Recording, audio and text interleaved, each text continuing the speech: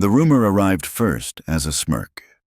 In the damp heat of Rabaul, where canvas tents sweated and engines coughed oil into the air, a folded intelligence report made its rounds among Japan's finest naval aviators.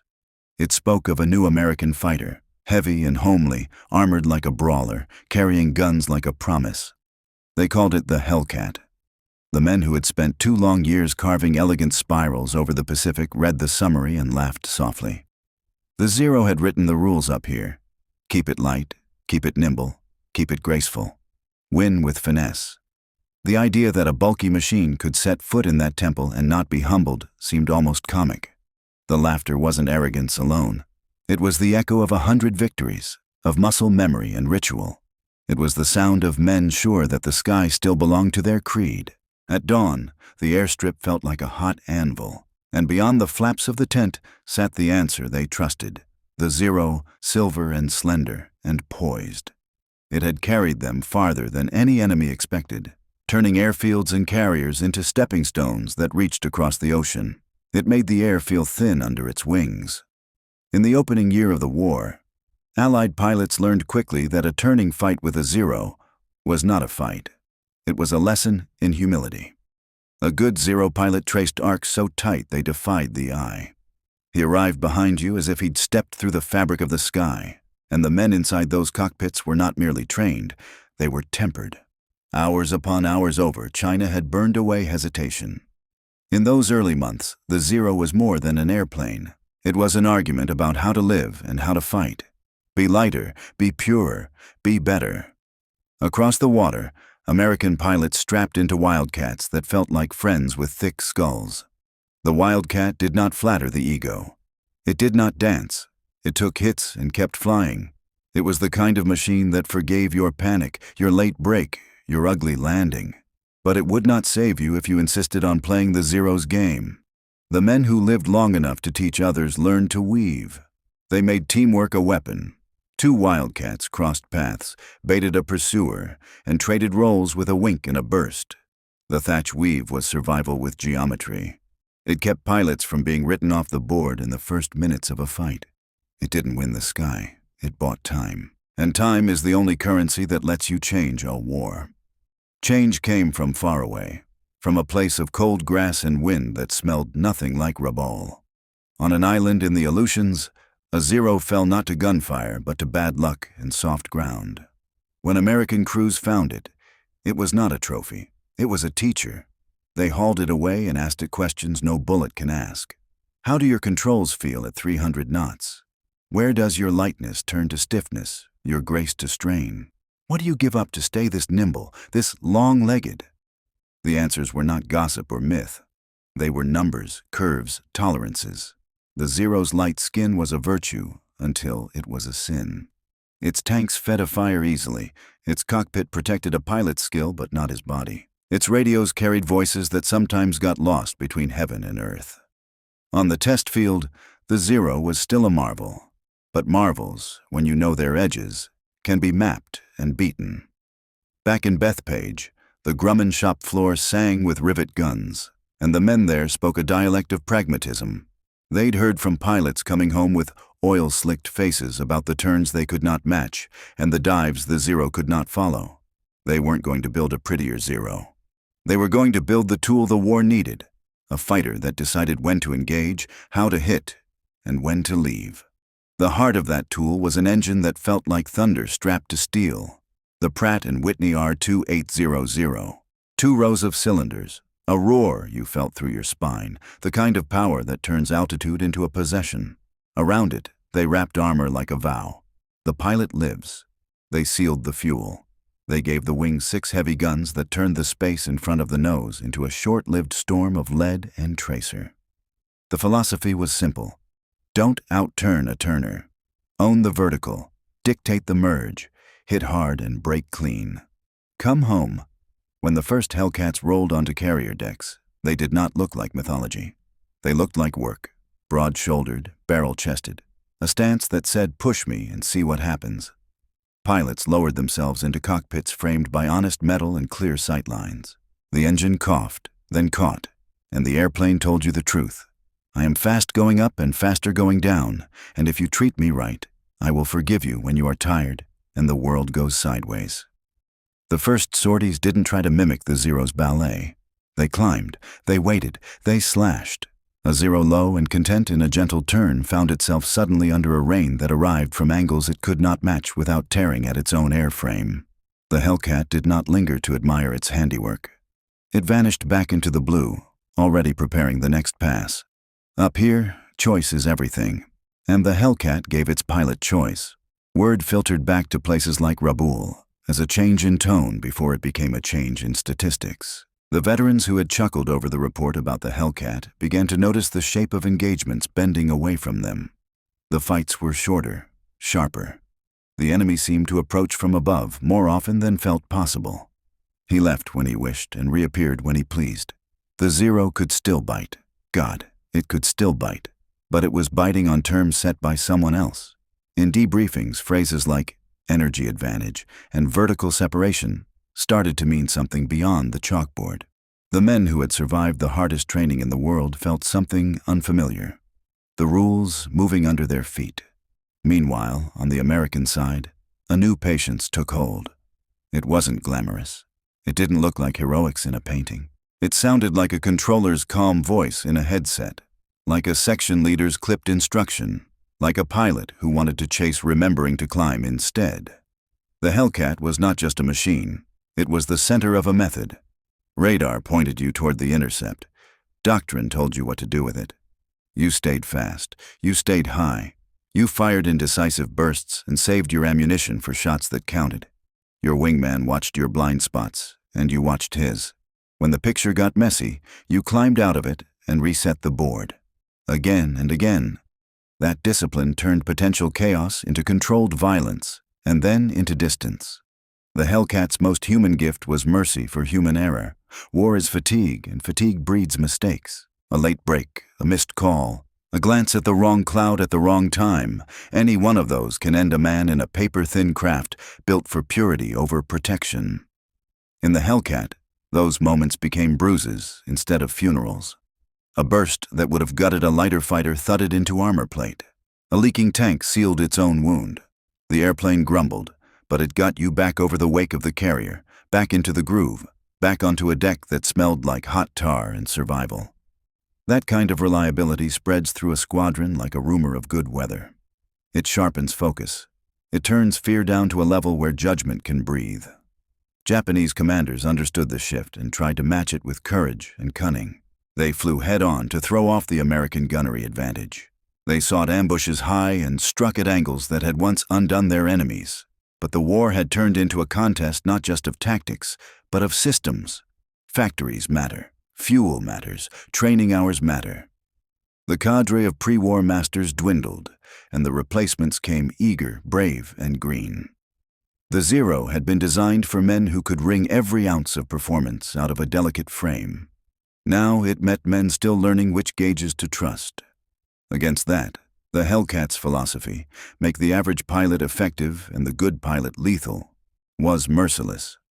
On the carrier, the days unfolded with the rhythm of an assembly line that had learned to breathe. Brief, launch, climb, intercept, strike, break, return, debrief, learn, repeat. The gun camera film flickered in dark rooms and turned adrenaline into instruction. The lessons were simple and repeated until they were reflex. Don't turn with the Zero. Don't get slow. Trade altitude for advantage, not vanity for a moment of pride. Shoot close, leave clean. The repetition didn't drain the romance from flying. It took the superstition out of surviving. The sky is beautiful and indifferent. The Hellcat made it slightly less indifferent to the men who flew. And still, any single engagement could become a knife fight. Clouds deceive. Sun glare lies. A good Zero pilot can turn your careful plan into a scramble. In those seconds, the Hellcat's engine becomes more than power. It becomes salvation. Push the throttle. Feel the aircraft stand on its prop. Let the climb angle take you out of the old argument of roll rate and turn radius. If the Zero follows, it bleeds what it cannot spare. If it doesn't, you've bought yourself time to reset the terms.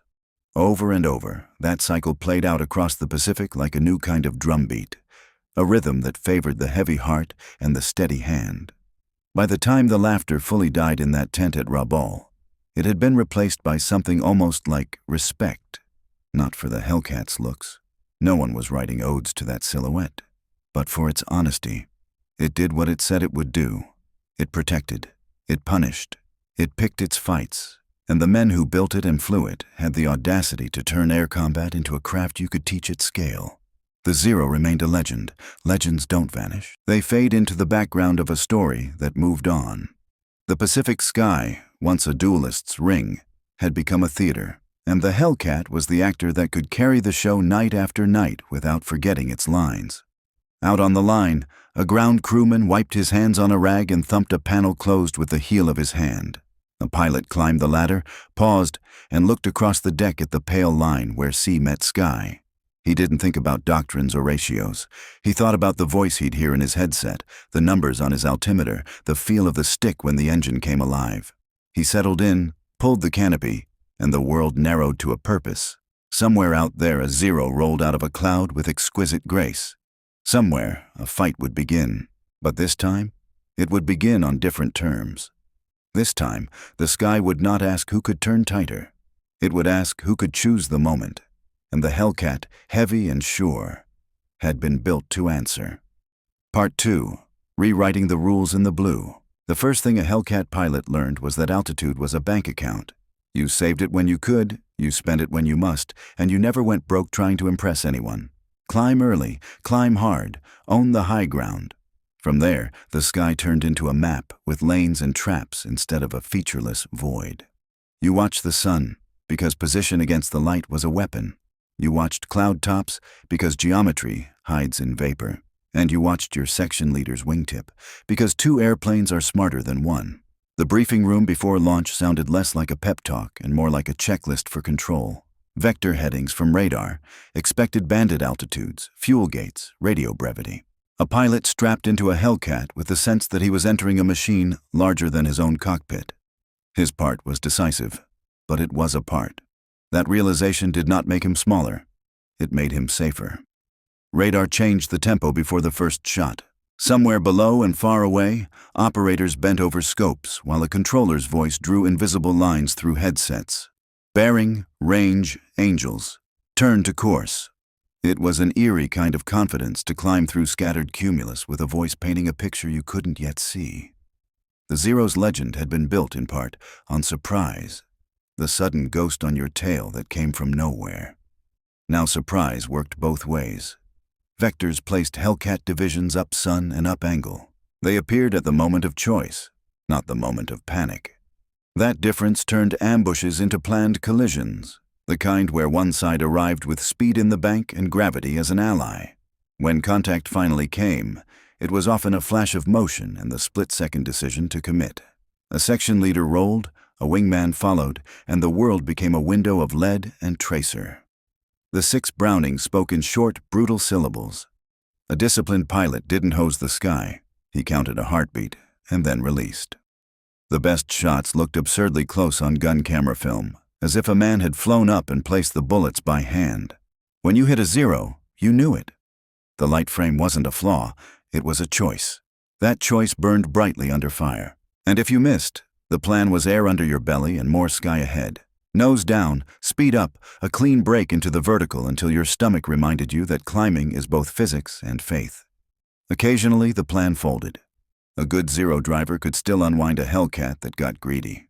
Down low, slow, and horizontal was a bad neighborhood for the American fighter.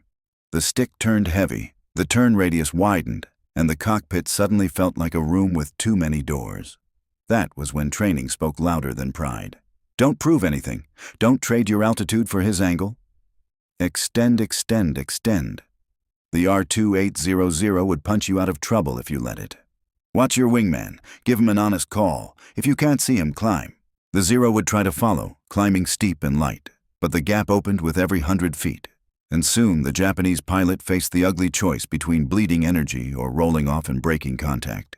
The Hellcat turned those choices into a rhythm you could teach.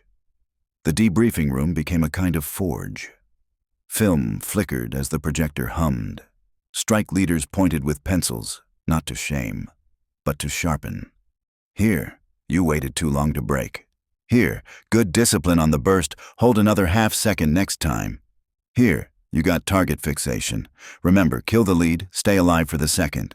A culture formed around these rituals that felt surgical rather than macho. Raw courage was respected, but not worshipped. The hero's death was considered a waste. The usable hero was the one who brought back lessons along with his airplane. Maintenance crews listened in, half for curiosity, half because their work was written across the damage on the screen. A line chief glanced at a spar in the frame and knew exactly which panel would need patching before dawn. Beyond tactics, the campaign map began to tilt. With the arrival of the Hellcat, carriers pushed closer to the enemy's doorstep, confident their patrols could hold the sky over the task force. Combat air patrols tightened into layered rings, outer sections high and fast, inner sections lower, eyes glued to vectors and sun angles. When raids came, the intercepts happened farther out, in the thin blue where fuel calculations mattered and every decision had to account for the ride home. Hellcat pilots learned to fight with the clock as much as with the stick.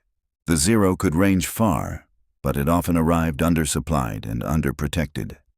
If a Hellcat couldn't kill you on the first slashing pass, it could bleed your tank dry by forcing you to maneuver hard, to chase climbs, to accept inefficient paths through the fight. Time itself became a weapon. Stories filtered back through squadron gossip that were half cautionary tale, half catechism.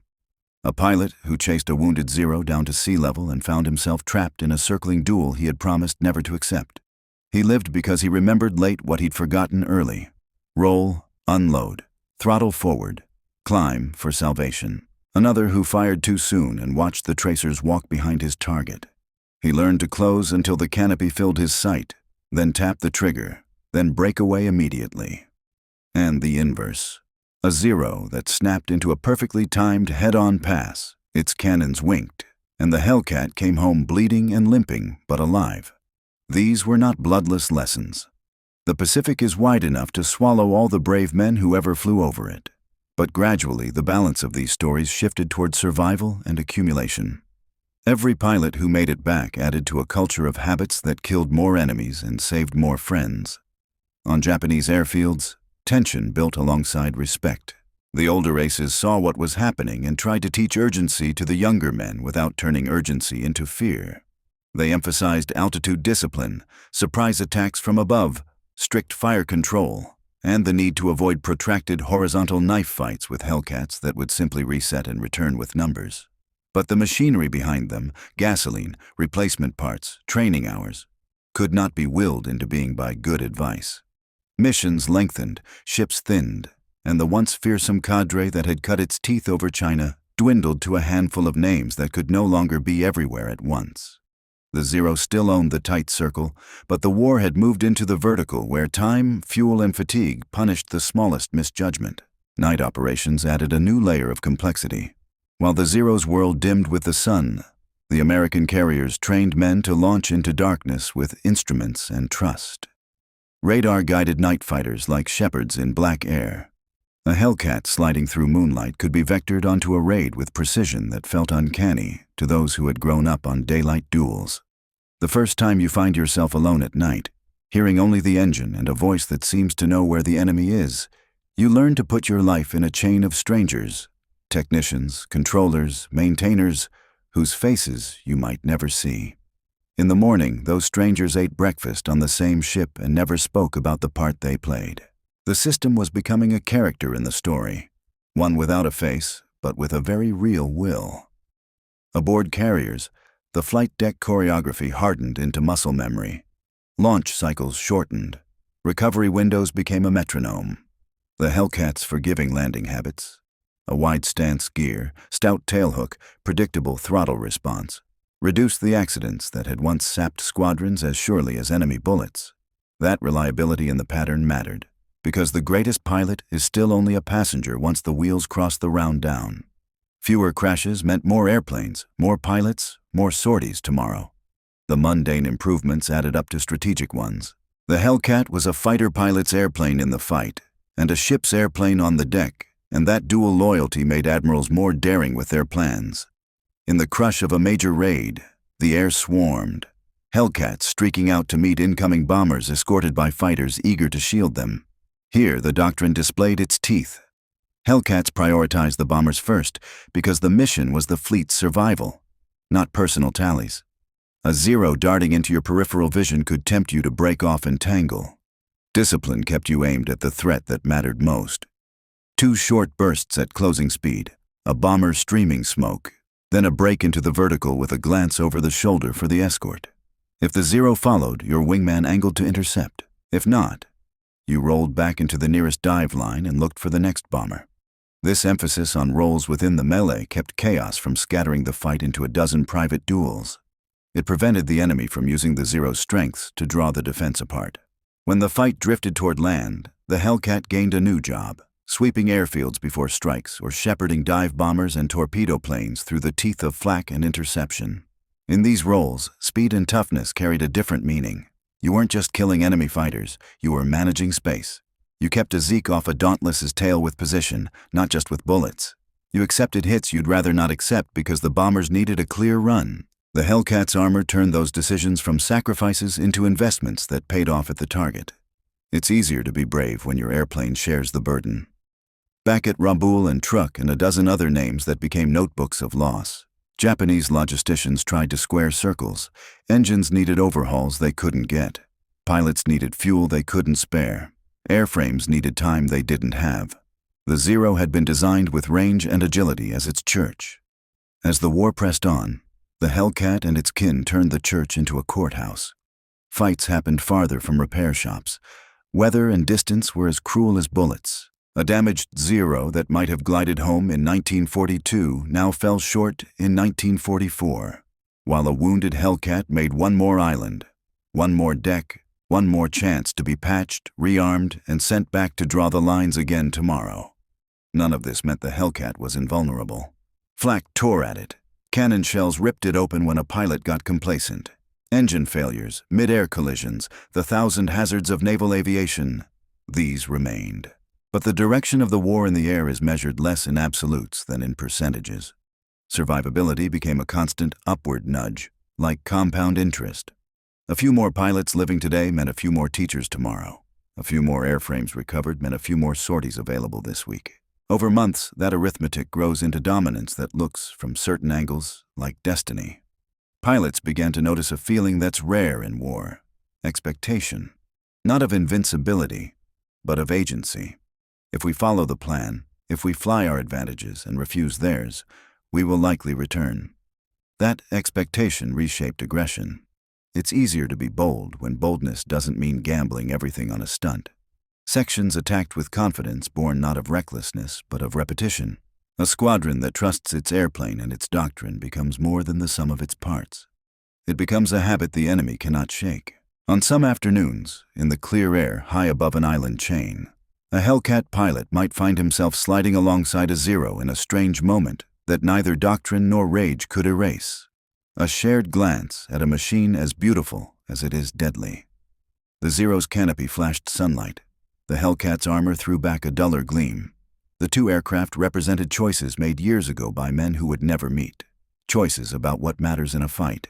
Grace or grit, purity or protection, the duel or the system. Then the moment snapped and the fight resumed, each pilot doing what he had been trained to do, each airplane begging to be flown the way its designers intended. The outcome, more and more often, favored the fighter that could choose when to be seen and when to vanish. As 1943 turned toward 1944, the distance between what Japanese pilots believed a fight should be and what the fight actually was grew uncomfortable. Rumors filtered back of a single day when squadrons of Hellcats chewed through waves of attackers and left the sea speckled with oil and wreckage. Those rumors would later acquire a name and a place in history. Before that, they lived in ready rooms as warnings and in dreams as forebodings. The laughter that had greeted the Hellcat's weight and bluntness now felt like the last echo from an earlier war. In the end, the Hellcat did not win by magic. It won by insisting that war in the air be fought on terms that could be taught, repeated, and scaled. It carried a philosophy into battle. Climb early, strike once, break clean, live to strike again, and made that philosophy available to every pilot who could hold a heading and keep his nerve. The Zero remained a marvel, its silhouette a blade that still cuts through memory. But the Pacific sky had become a workshop, not a dueling ground. And the Hellcat was the tool that proved the work could be done.